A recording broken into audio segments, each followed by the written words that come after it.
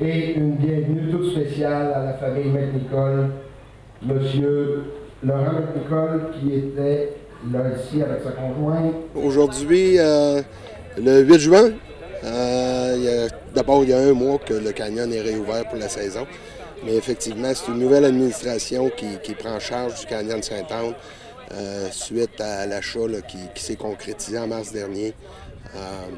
Par la communauté, je dois dire. C'est la communauté de la Côte-de-Beaupré qui prend possession du canyon de Sainte-Anne. Comment ça s'est fait, les démarches pour en arriver à aujourd'hui? Les démarches, ça relève de janvier. Quand même, ça s'est fait très rapidement là, pour l'entreprise de cette envergure-là, puis tout ce qu'il y avait à régler.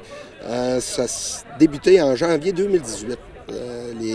La famille McNichol, François et Hélène, sont venus me rencontrer pour m'aviser qu'ils voulaient se départir du canyon de Sainte-Anne, puis offraient la possibilité à la municipalité de s'emporter acquéreur. Sur le coup, je vais vous dire franchement que j'ai fait un saut parce que, dès le départ dans ma tête, c'était pas nécessairement le créneau d'une municipalité de se porter acquéreur et d'être en business, mais il restait que dans ma tête, c'était un joyau qu'il fallait conserver chez nous. Pour que les bénéfices de tout ça demeurent sur la Côte-de-Beaupré, puis préserver aussi les nombreux emplois là, qui sont touchés par ça. On parle, ça peut aller jusqu'à 20 emplois quand même là, en saison forte. Suite à ça, bien sûr, j'ai fait la présentation de tout ça au conseil municipal. Ça a été très facile de prendre une décision. C'était clair qu'on ne s'impliquerait pas financièrement la municipalité parce que des gens pensent qu'on a investi des sommes de la collectivité de Saint-Joachim pour l'achat de tout ça. Ça n'en est pas question. C'est pas ça qui est arrivé, mais on voulait le conserver chez nous, comme j'ai dit tout à l'heure. C'est pour ça qu'on s'est tourné vers Développement Côte-de-Beaupré, Bernard, son équipe, j'ai gagné, ainsi de suite. On a d'abord fait une analyse de tout ça, du canyon de Sainte-Anne. On a obtenu les états financiers. On a eu multiples discussions avec la famille McNichol, bien sûr. Puis, on a été agréablement surpris des résultats financiers de cette entreprise-là. C'était carrément au-delà de ce que moi, je pouvais imaginer. Et puis, là, on est allé à la recherche d'investisseurs.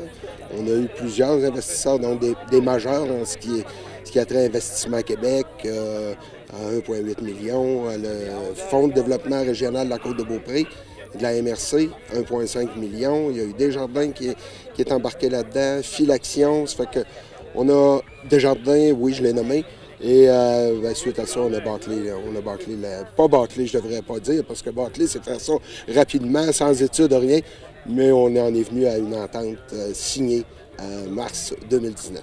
C'est quel style de gestion? Est-ce que de la continuité? Comment vous allez procéder pour le déroulement? T'sais, on n'est pas des connaisseurs dans ce domaine-là, personne sur le conseil d'administration. Ça fait que pour nous, là, c'est la continuité de ce qui s'est fait. Le succès est là, ça ne dément pas. Depuis des années, la famille McNichol l'a tenu de main de maître.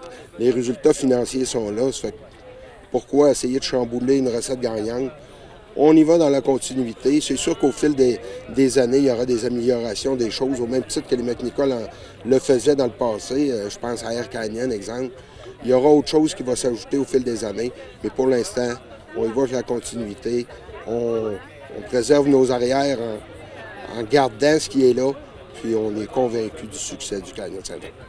On est très heureux ce matin d'être ici et d'annoncer qu'Investissement Québec a versé 1,8 million sous forme de prêt pour permettre à la communauté de conserver ce joyau-là, qui est le Canyon de Sainte-Anne, ici, sur la côte. Un joyau qu'il faut le mentionner est connu internationalement. C'est connu à l'échelle mondiale, le Canyon.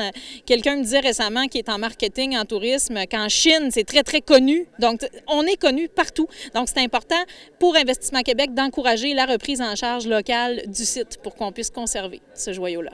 S'il y a eu une telle réputation internationale, c'est grâce au travail des anciens propriétaires. Tout à fait. La famille McNichol, qui sont extraordinaires, Hélène et François et leur père, qui ont fait un travail extraordinaire et qui ont réussi justement à développer une portée internationale pour le site. Et ce matin, lorsque j'ai jasé un peu avec les gens, j'ai mentionné l'implication exceptionnelle de cette famille-là qui a beaucoup fait pour développer la Côte-de-Beaupré ici et qui a une expertise en tourisme qui est reconnue là, mondialement. Mondialement, parce que Mme McNichol s'est toujours promenée partout dans les foires de tourisme. Elle est très connue.